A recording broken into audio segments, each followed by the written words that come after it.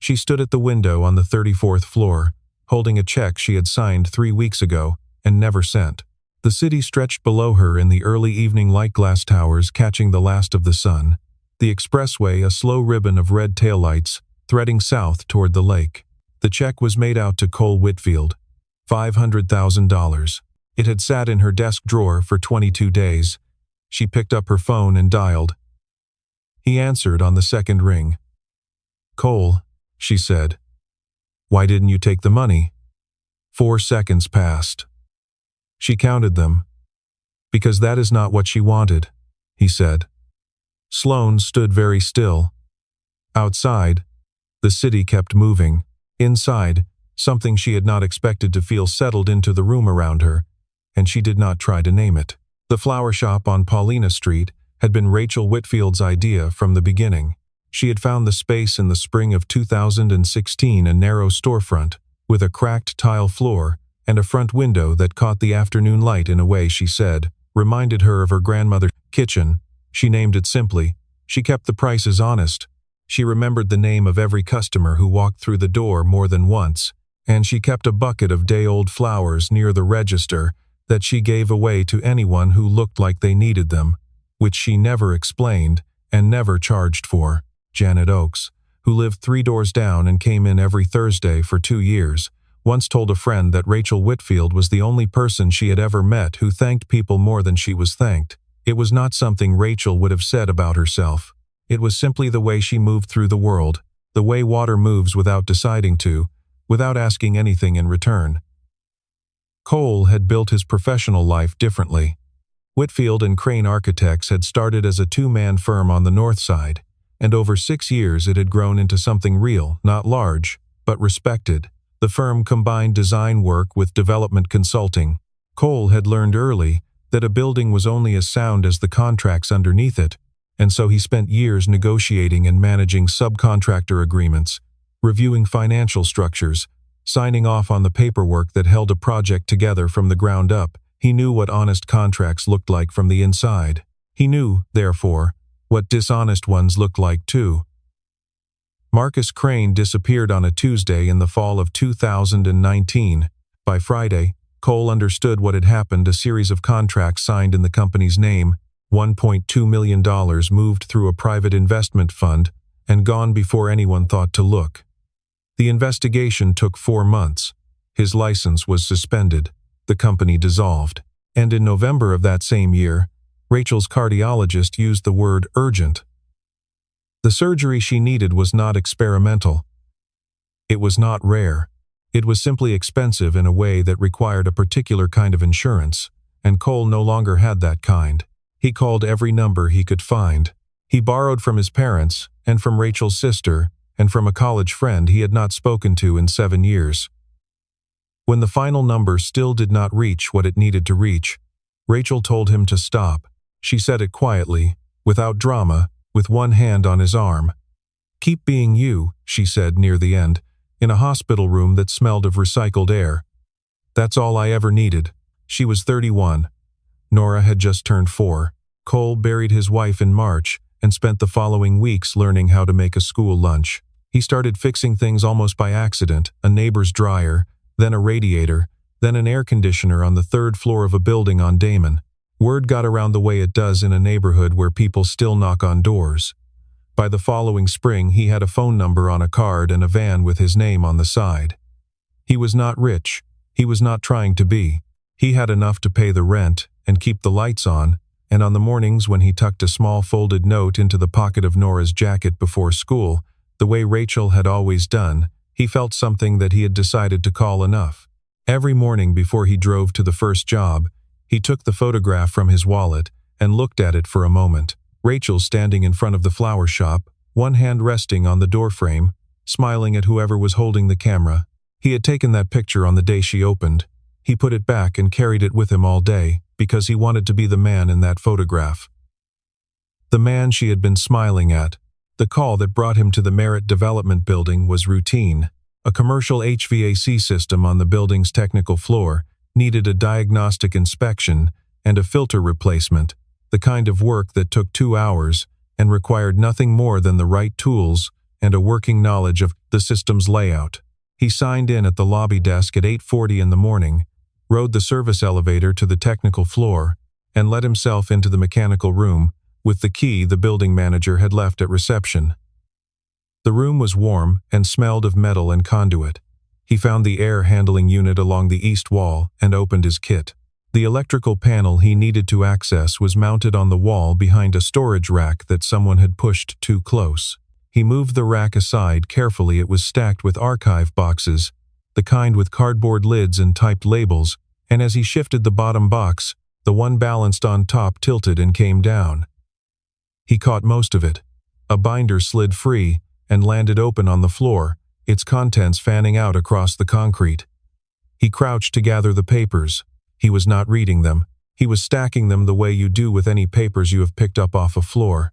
And then a number caught his eye. Then a signature. Then a company name he did not recognize above a line that should have shown a different company name. Then another. Then a third. He stayed crouched on the floor for a long moment. The HVAC unit hummed above him. He was not an accountant. He was not a lawyer. But he had spent years managing subcontractor agreements, and he knew what the structure of a legitimate contract looked like. And this was not it. 3 layers of subcontractors, each one billing the next at a margin that compounded upward, the whole arrangement designed to move money sideways in increments small enough to escape a casual audit. He had seen the technique once before, from the inside, when it had been used against him. He knew exactly what it looked like because he had spent 2 years after the collapse of Whitfield and Crane trying to trace the shape of it and never quite finding the edges. He was looking at the edges now. He set the papers back in the binder, replaced the box on the shelf, and pushed the rack back into position. He completed the inspection, replaced the filters, logged the job in his service book, and packed his tools with the same care he had brought them out with. At the lobby desk, he asked the receptionist if there was a senior executive he could speak with. "Not an emergency," he said. "A professional matter." The receptionist called upstairs. He waited 11 minutes. The woman who came through the lobby door was moving at the pace of someone whose time is accounted for in 15-minute increments. She was in her mid-30s, dressed in a way that was expensive without announcing itself, and she looked at Cole the way people in her position sometimes looked at people in his, not unkindly, but with the slight adjustment of expectation that comes when a toolbox is involved. "About what?" she said. Cole looked at her directly. "About someone stealing from you," he said. "The same way someone once stole from me." Sloane Merritt did not believe him. This was not a character flaw. It was a rational response. She had a legal team, an internal audit function, a compliance officer, and a CFO who had been with the company for 11 years. She thanked him, told him she would have someone look into it, and asked him to leave his contact information with the desk. He did something she did not expect. Before he walked out, he stopped at the reception desk and wrote something on a slip of paper, handed it to the receptionist, and asked her to make sure Miss Merritt received it. Then he left. She got the note that afternoon. It had 3 names on it, 3 subcontracting firms, and a single line beneath them. "Call them. Ask if they signed anything in October." She called her legal team first. They told her the agreements for the South Side project had been reviewed during the last compliance cycle and found to be in order. She thanked them and hung up. Then she called the first number on Cole's list. The owner of the firm said he had never signed anything for Merritt Development in October. He had not done any work for them at all in the past 18 months. She called the second number. Then the third. She sat for a while after the third call. Then she dialed an independent forensic accounting firm and told them she needed a priority review of the South Side subcontractor chain, and she needed it fast. While she waited, she ran a search on Cole Whitfield. She found a business registration, a service license, a sparse online footprint. Then she found an archived legal filing from 2019. Then a news brief. Then a court record. She read through the collapse of Whitfield and Crane carefully, following the trail of the investment fund that had backstopped the fraudulent contracts, and near the end of the document, she found a list of advisory board members for that fund. The 4th name on the list was Douglas Hale. She sat with that for a long time. Douglas had been her CFO for 11 years. He had been in the room for every significant financial decision she had made at this company. He had flown with her to investor meetings. He had been the one who told her, the morning after she made partner, that she was ready to run her own operation. She had believed him. She had been grateful. The forensic report arrived the following morning. $55 million, distributed across 3 tiers of falsified subcontractor agreements, structured so that no single line item crossed the threshold that would trigger an automatic review. It was sophisticated. It was patient. It had been running for 2 years. She picked up her phone and called Cole. "Did you know who we were when you walked in?" she asked. "No," he said. "Did you know what your CFO was doing?" The silence that followed lasted long enough that she knew she needed to answer it honestly. "No," she said. "But I found something else. Something about 2019. I think you need to hear it." When he spoke again, his voice had changed in a way she could not have described, but recognized immediately as the sound of a person preparing themselves for something. "All right," he said. He came to the 34th floor for the first time 3 days later. When he stepped out of the elevator and walked through the glass doors, she watched him take in the room without moving his head the way a person does when they are used to reading a space quickly and professionally. His eyes moved across the city model on the long table, the development maps on the wall, the structural rendering behind her desk. She noticed that he looked at those things the way an architect looks at them, not the way a visitor does. She poured 2 cups of coffee and brought one to him. He took it with both hands, which she noticed.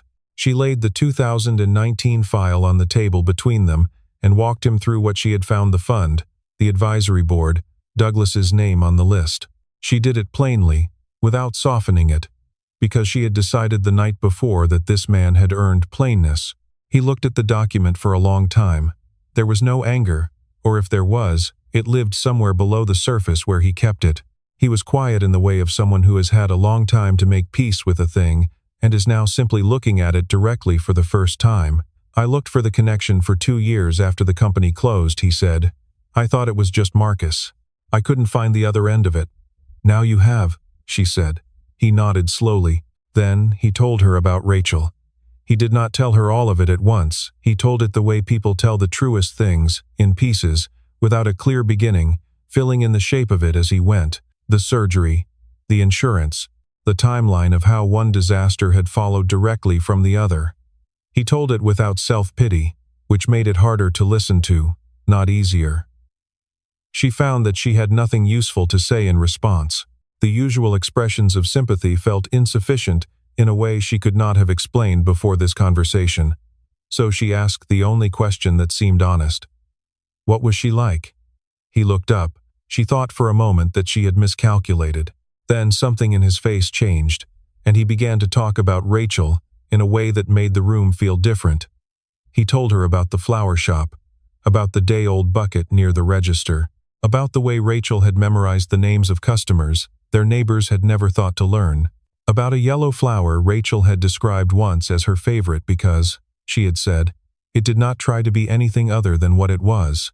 He told her about the notes tucked into Norah's jacket pocket every morning, and about an afternoon Rachel had given away a significant portion of their savings to help a neighbor replace a damaged roof without mentioning it for over a year, because it had not seemed worth mentioning. Sloane listened without checking her phone. She noticed this about herself later, alone in the elevator going down, and found that she could not remember the last time it had been true. She told him the thing she had decided to say while he was talking. You could have used what you found here differently, she said. Gone to the other side. Pressed Douglas privately, pressed the board, even pressed us. With what you had, and what you knew about 2019, you could have walked away with twice what I'm offering, and no one would ever have known. He looked at her steadily. Is that what you thought I was going to do? She did not answer right away. She had prepared for that possibility. She had run the scenario in her head, and it had seemed rational given what she knew about human behavior and money. The silence that followed her non-answer said everything she had not intended to say aloud. He did not seem bothered by it. Rachel once gave away half our savings to help a neighbor fix his roof, he said. Never mentioned it for over a year. She would have laughed at that question. He paused. She did things because they were the right thing to do. She didn't need a reason beyond that. She put the check on the table the following week. $500,000. She slid it across and watched him look at it. Finder's fee, she said. You exposed a fraud worth $55 million. And given what we found about 2019, this is the least that merit can do. He looked at it for a long moment. Then he pushed it back. Cole, don't use her name for this, he said quietly. She pushed it back toward him.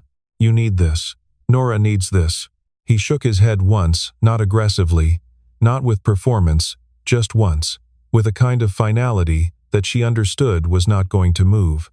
Rachel never took money for doing what was right, he said, not because she was proud about it, just because it didn't feel like something that needed a price. And I had a life that was full of pressure and money, and people watching everything I owned. He glanced out the window, then back at her. I have a good life now.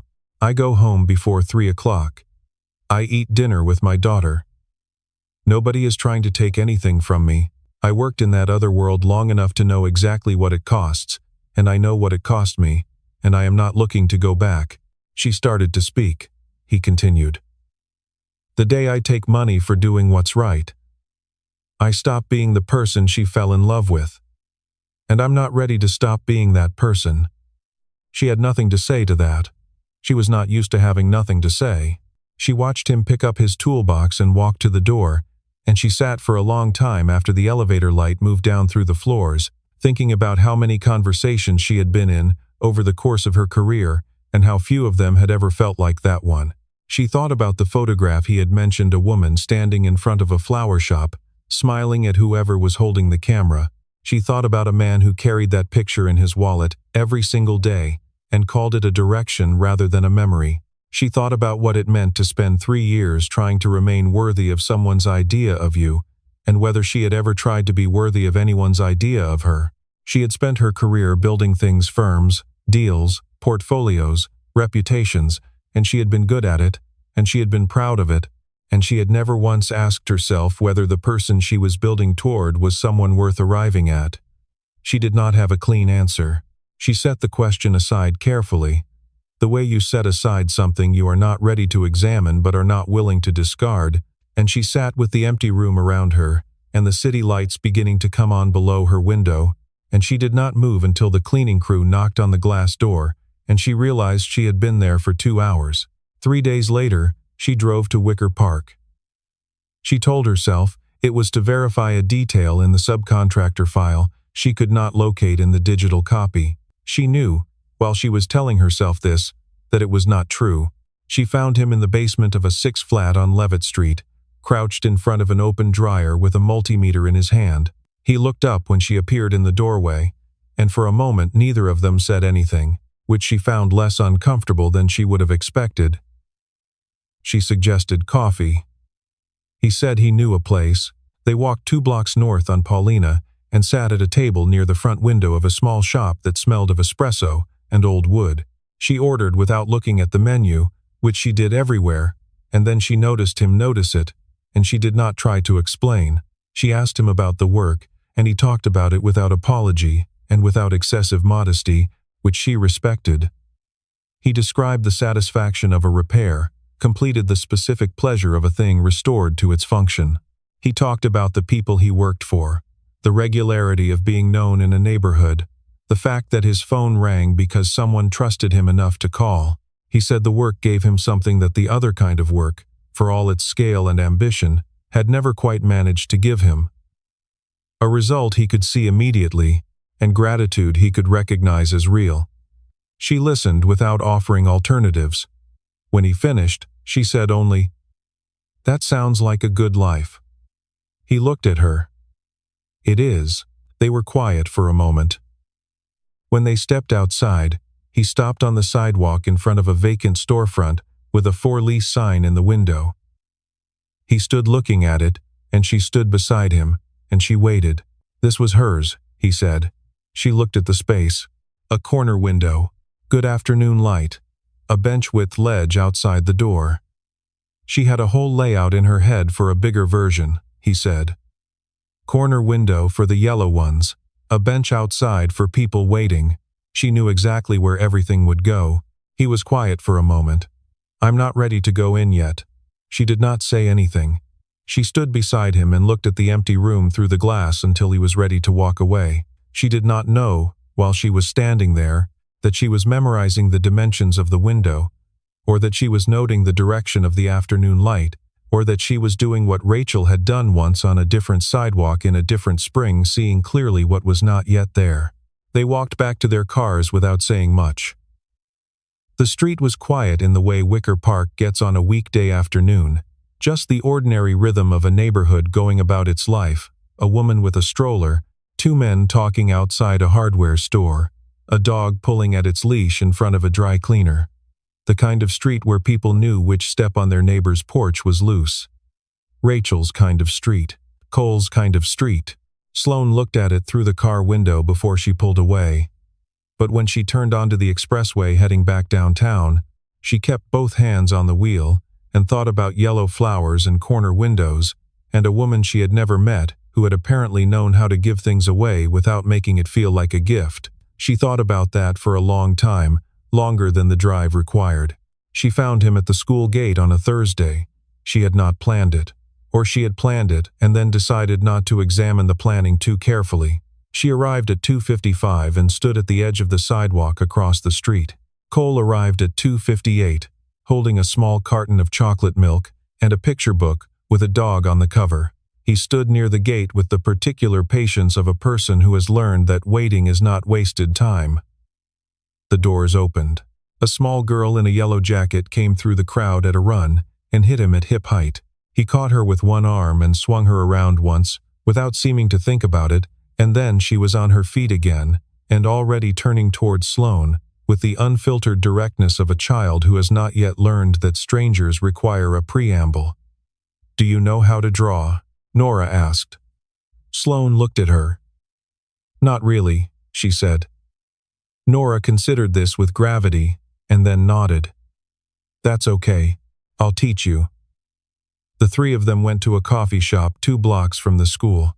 Norah sat across from Sloane with a piece of paper and a set of colored pencils she produced from her backpack, as if this were already part of the plan. She began to draw. Sloane watched the drawing take shape: a building with a wide window, flowers in the window, 2 figures standing in front. She did not say what people usually said about children's drawings. She looked at it carefully and then asked, "Which flower was your mom's favorite?" Norah looked up. No one had ever asked her that, and she knew it. And for a moment her face held the expression of someone receiving something they had been waiting for, without knowing they were waiting. "Yellow ones," she said. "Because they don't try to be fancy." Cole said nothing. He was looking at the table. His jaw had moved in the way jaws move when a person is making a decision about whether to speak, and he had decided not to. Sloane filed that away. A few minutes later, Cole stepped outside to take a phone call. Norah continued drawing. After a moment, without looking up, she asked, "Do you have somebody who takes care of you?" "Not really," Sloane said. Norah absorbed this with the same gravity she had brought to the drawing question. "Daddy fixes things for people, even when they can't pay," she said. "Mrs. Oakes's heater. The lady on the second floor. He says Mommy would do the same." She looked up then, directly and without self-consciousness. "I think Mommy would like you." Sloane sat with that for a moment. Outside, Cole was pacing slowly on the sidewalk, phone to his ear, gesturing slightly with his free hand. She watched him through the window, without meaning to. That night, alone in the office on the 34th floor, she stood at the window for a long time. The city below her was the same city it always was. She could not have explained why it looked different. Cole told Janet that evening, standing in the doorway while Janet put on her coat, that Sloane reminded him of Rachel sometimes. He said it carefully, as if he were testing how the sentence felt. "But then she does something Rachel would never do," he said. "And I realize I'm not thinking about Rachel anymore. I'm thinking about her." Janet looked at him for a moment. Then she patted his arm and didn't say anything, because Janet had known Rachel for years and understood that this was exactly the right thing to do. Victor Hale was 61 years old and had been practicing corporate law for 34 years, and he knew exactly the kind of pressure to apply to exactly the kind of person Cole Whitfield appeared to be. He arrived at the Levitt Street building on a Tuesday morning, identified himself, and made his client's offer in the neutral, transactional tone of a man who had delivered this kind of message many times before. $200,000, a signed statement attesting to a misreading of documents and a coincidental connection to any prior matters. Simple, clean, final. Cole looked at him without answering. Victor moved to the secondary position. If the statement was not provided, his client intended to pursue a civil claim for breach of confidentiality, specifically, the unauthorized review of proprietary financial documents on private business premises. The claim would take time, but the process of defending it would likely cost Cole his commercial maintenance contracts, since building managers were disinclined to retain service vendors under active litigation. Cole put down his multimeter. He said, "I appreciate you coming in person." Then he picked the multimeter back up. That night he sat on the edge of Norah's bed for a long time after she fell asleep. He was not afraid of losing money. He was afraid of losing the routine, the school gate at 3, the dinner on the stove, the particular shape of a life that had taken 3 years to build into something that felt like solid ground. He was afraid of what it would do to Norah, to have that ground shift again, the way it had shifted when she was 4 years old and too young to understand why the world felt different. He thought about the look on Norah's face the afternoon she had asked Sloane which flower was her mother's favorite, and the way Sloane had answered not the way adults usually answer children's questions, with enthusiasm that is really just impatience wearing a costume, but honestly, carefully, as if the question deserved exactly that. He took the photograph from his wallet and looked at it in the low light. He looked at the small pot of yellow flowers on the windowsill that Janet had brought over 3 weeks ago, grown from seeds Rachel had given her the winter before she died. He stayed with both of those things for a while. Then he stood up, went to the kitchen, and dialed. "Victor filed that threat at 9 this morning," Sloane said, when he had finished. "My legal team responded at 10. It's already dead." He was quiet for a moment. "You didn't tell me. You didn't need more to worry about." He held the phone and did not say anything for a long moment, and she held the phone on the other end, and the silence between them was different from other silences he had been in recently. "Thank you," he said. "You're welcome," she said. After the call, she sat at her desk and looked at the empty surface in front of her.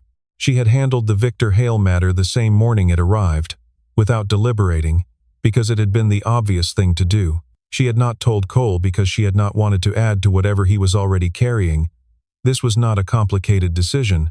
She had made it in approximately 30 seconds and not thought about it again until he called. It was not until much later, sitting at her desk in the quiet building with the city lights spread below her, that she asked herself a question she could not answer cleanly. When had she started waiting for his calls? The board met on a Wednesday. Cole was not in the room.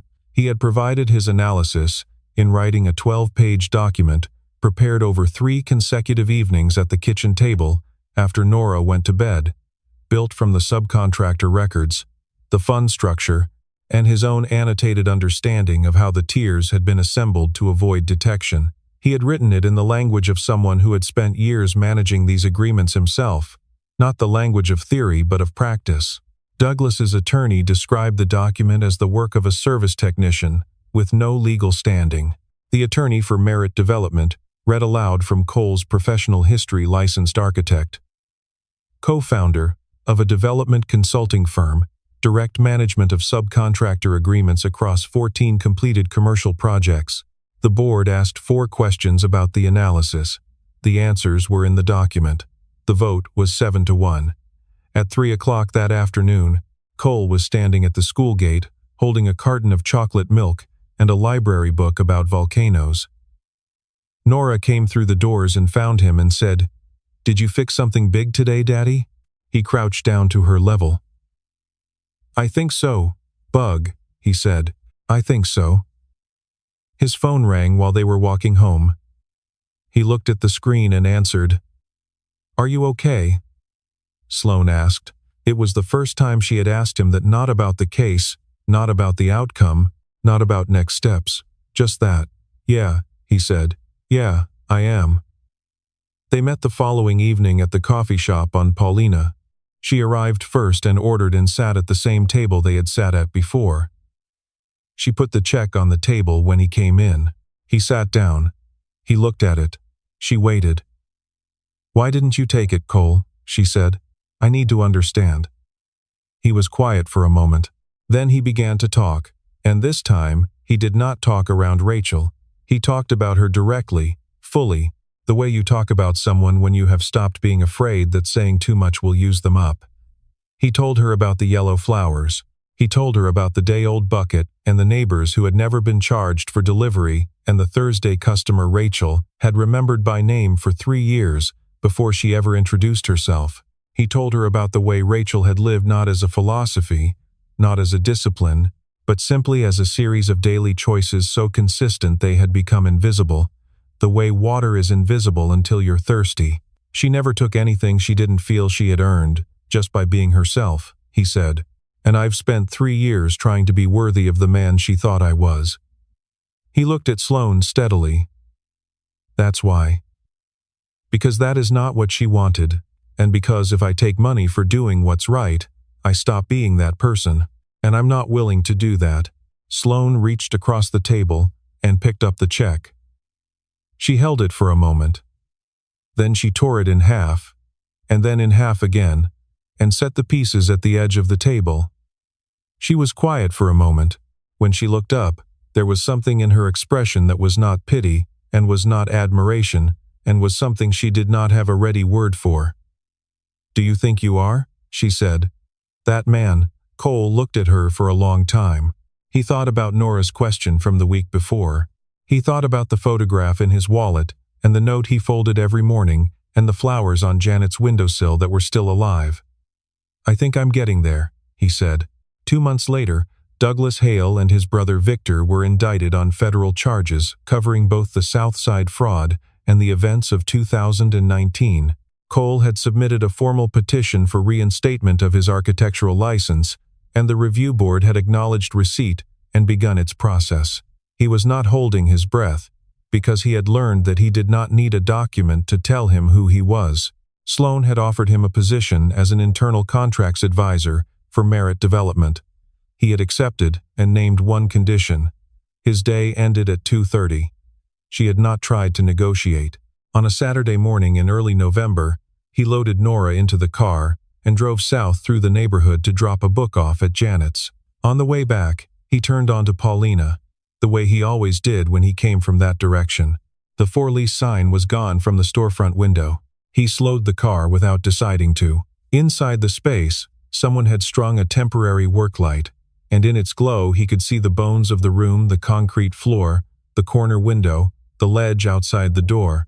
In the corner of that window, on the ledge that faced the street, a single yellow flower sat in a small clay pot. Sloane was standing in the middle of the room holding a lease agreement, looking at the far wall in the way of someone measuring a space they are about to fill.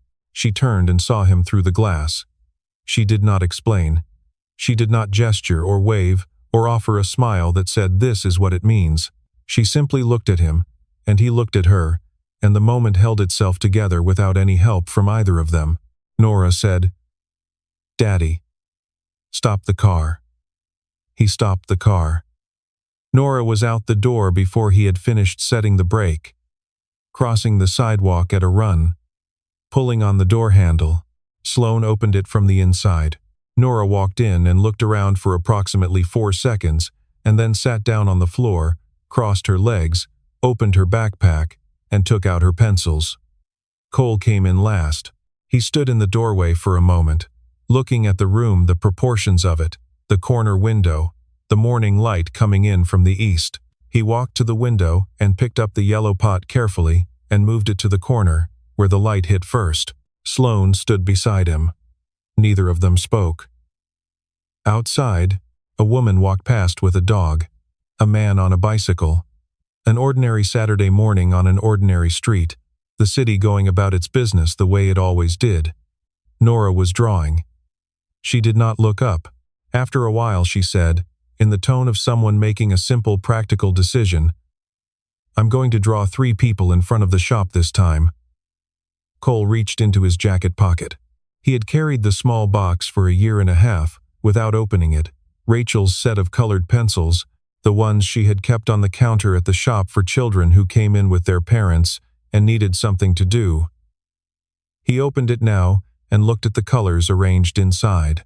Then he took out the yellow one and set it on the floor beside Norah's hand. She picked it up without comment, the way a child accepts the right thing when it arrives, and began to fill in the flowers along the front of the building she was drawing. Sloane looked at the open box in Cole's hand. He looked at it too. Then he set it on the ledge of the corner window, where the light would reach it, where anyone passing on the sidewalk outside could see it if they happened to look. The room was small, and still smelled of old air and dust, and it was also, in a way that had nothing to do with size or smell, no longer empty. Nobody said so. Nobody needed to.